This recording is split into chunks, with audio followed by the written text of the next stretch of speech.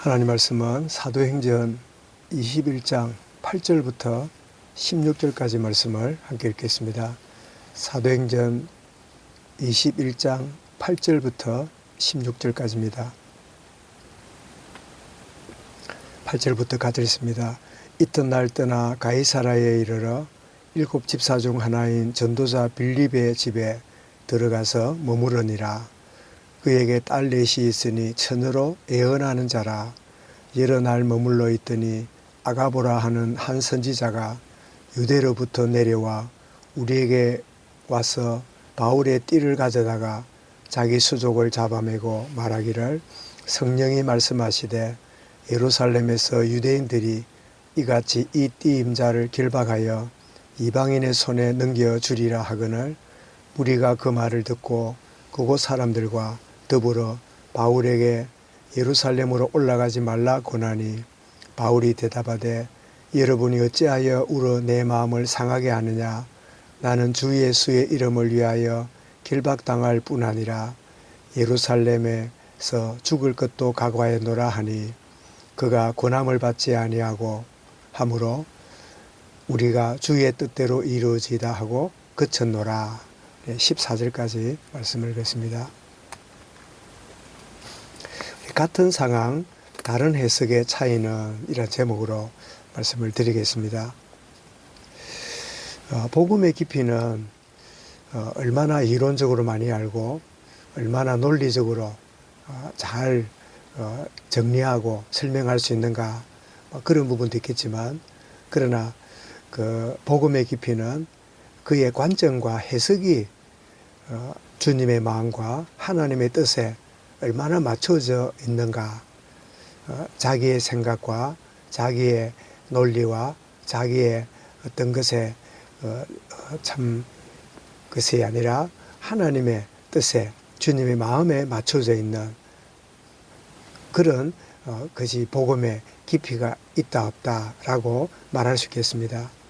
오늘 본문에 보면 이 똑같은 상황인데도 다른 해석의 모습을 보게 되는데, 이 바울이 이 가이사라 지역의 전도자 빌립의 집에 들어가서 거기서 머물게 되는데, 거기 이 빌립은 초대교회 7 집사였는데, 우리가 아는 대로 광야의 복음 전하고 사마리아의 복음을 전했던 이 빌립이 주의 영을 쫓아서 가이사라 지역으로 와서는 거기에 머물면서 그 딸들이 4명인데 예언하는 자라. 지금은 이런 예언의 은사가 종료되었다고 보지만, 이 시대는 그런 예언, 계시 이런 많은 활동했던 그런 초대 시대이기 때문에 그 예언을 하는, 말하자면 빌립 집사의 그 가정의 영적 상태가 얼마나 참 풍성했는가를 잘 보여주고 있지요. 이 가이사라 이 지역에 있는 전도자 빌립이 그 지역에 처음에는 이곳저곳을 이렇게 순회하면서 복음을 전했지만, 이제는 한 지역 현장에 머무르면서 복음 전하고 가정이 복음화되고 자녀들도 복음사에게 헌신하는 것을 이제 보게 되는데, 그런데 그곳에 머무르고 있는 가운데 이 아가보라고 하는 선지자가 유대로부터 내려와서 예언을 합니다. 그 예언이 뭐냐? 바울이 예루살렘에 올라가면 결박을 당하게 되고 체포당할 거다 하는 이야기를, 예언을 이렇게 하게 되니까 그 이야기를 들었던 사람들의 두 가지 반응을 봅니다. 하나는 이 바울의 동역자라든지 심지어 누가까지도 이 예루살렘에 올라가지 해서는 안 된다, 올라가지 말라. 그 12절에 그러죠. 12절에 우리가 그 말을 듣고 그곳 사람들과 더불어 바울에게 예루살렘으로 올라가지 말라 고나니, 우리가 이 속에는 이 성경을 기록했던 의사 누가도 포함되어 있는 말이죠. 우리가 쓰는 그냥 피상적으로 쓰는 의미가 아니라 우리가 그럴 때는 글을 기록한 본인도 포함되어 있는, 그래서 의사 누가까지도 이 포함되어 가지고 올라가지 말라 이렇게 권하게 되는데, 이것은 방해하는 게 아니라 참 유하는 마음, 전도자 바울을 사랑하고 바울에게 어려움이 오지 않도록 이렇게 진정으로 참 마음을 여는 그런 참 소중한 일이죠. 그런데 바울은 관점이 달랐습니다. 모든 사람들은 올라가지 말라고 권하고 정말 위에서 하는 말은 분명했지만, 그러나 바울은 13절에서 이렇게 말합니다. 바울이 대답하여 하되 여러분이 어찌하여 울어 내 마음을 상하게 하느냐. 이 내 마음을 상하게 하느냐, 이 말은 내 마음이 약해져서 인정에 끌리고 그저 사람이 좋아하는 쪽으로 끌어가는, 그렇게 만드느냐. 그러면서 나는 주 예수의 이름을 위하여 결박당할 뿐 아니라 예루살렘에서 죽을 것도 각오하였노라.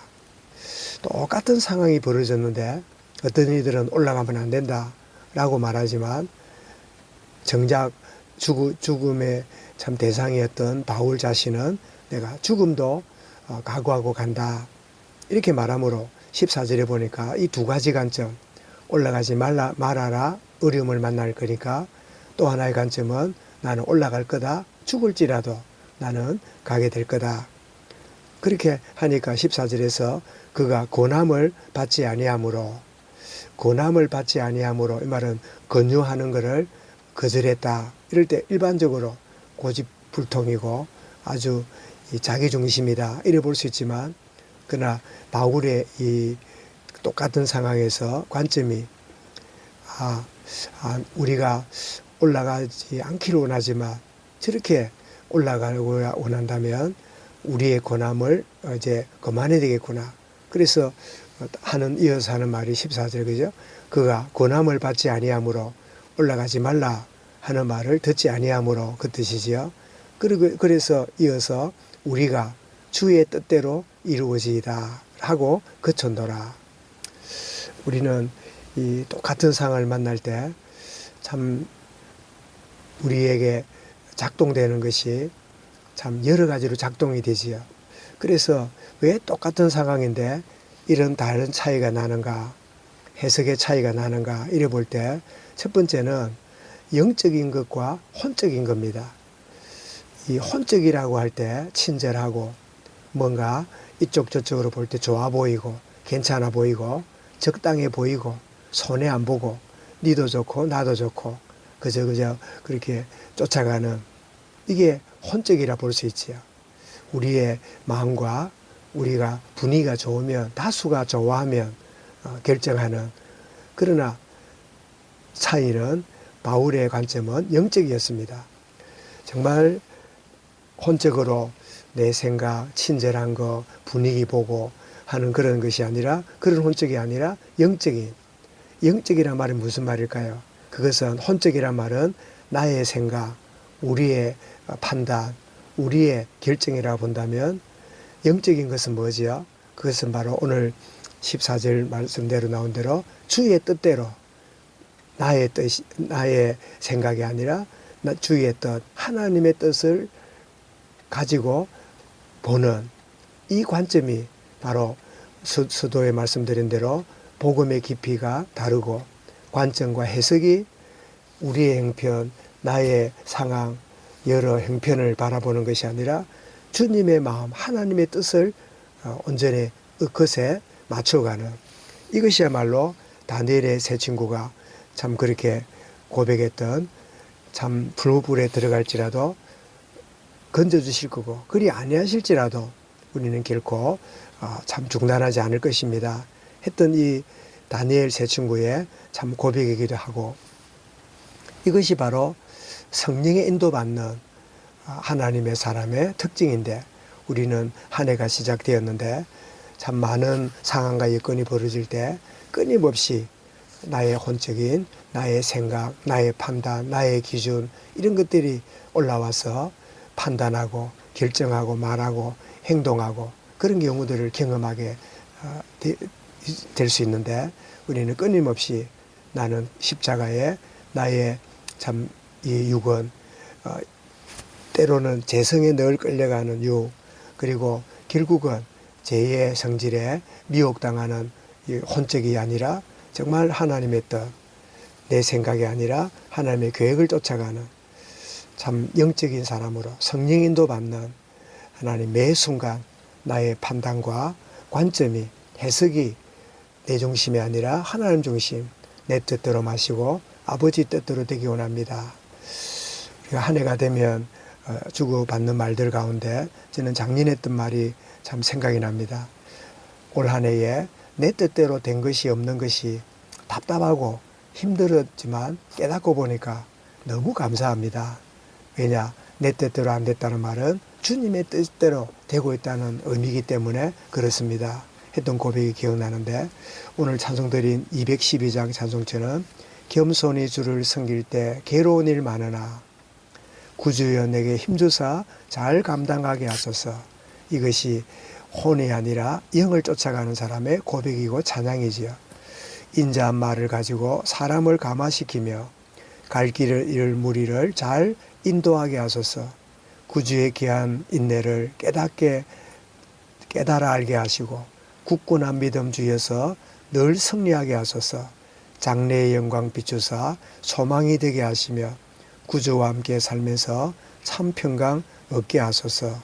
이 고백의 하루 매 순간이 되어지는 귀한 은혜의 하루가 되어지도록 주님 같은 상황 만날 때 다른 회에서 복음의 깊이 속에서 바른 관점과 해석이 되는, 그래서 내가 자유하고 모든 사람을 자유하고 참 살리는 그런 복된 은혜의 하루가 되게 하여 주옵소서.